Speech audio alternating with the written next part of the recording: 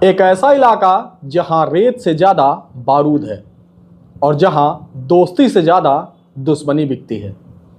Iran और Israel, दो देश, दो सोच और एक ना खत्म होने वाली जंग है।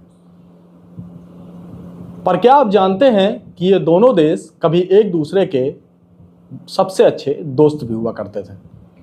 तो फिर ऐसा क्या हो गया जो आज ये एक दूसरे को मरने और मारने के लिए तैयार हैं और पूरी तरीके से मिटाने को भी तैयार हैं? तो चलिए आपको बताते हैं कि ईरान और इजराइल की दोस्ती की शुरुआत कब और कैसे हुई थी। तो जान लीजिए कि ईरान और इजराइल की दोस्ती 1979 से पहले इतनी बेहद मजबूत हुआ करती थी कि दुनिया इसके कशीदे पड़ती थी। शाह मोहम्मद रजा पहलवी के समय ईरान अमेरिका और इजराइल का करीबी हुआ करता था। इजराइल ईरान को हथियार बेचता था और दोनों देश मिलकर अरब देशों के खिलाफ रणनीति भी तैयार किया करते थे।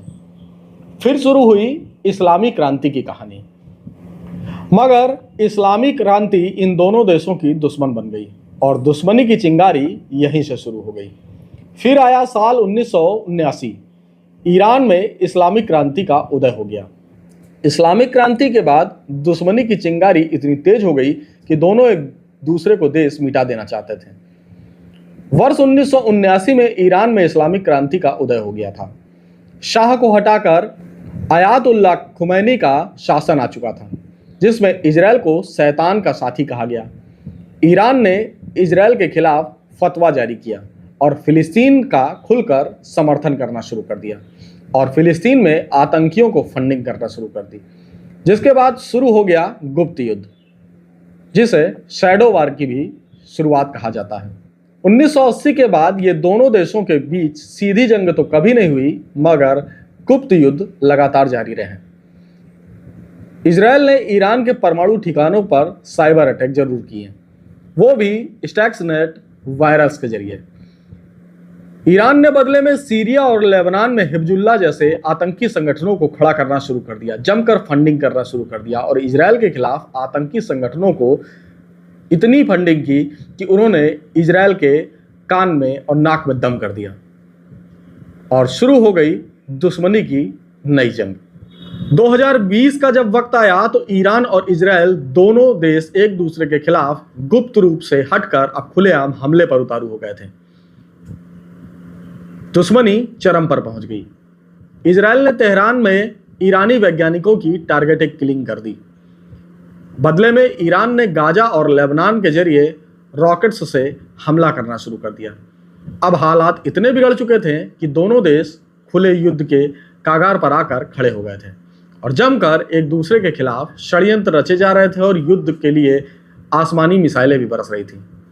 अब जान लेते हैं कि आखिर युद्ध का असली कारण क्या है। तो जान लीजिए, धर्म, सत्ता और अस्तित्व की लड़ाई इन दोनों देशों के बीच में मुख्य लड़ाई है।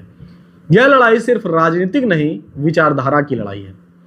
ईरान चाहता है कि पूरा मिडिल ईस्ट इस्लामी क्रांति के अधीन हो जाए, मगर इजराइल इसका सबसे बड़ा दुश्मन है और इजराइल वो किसी भी कीमत पर अपने अस्तित्व को खतरे में डालकर नहीं कर सकता।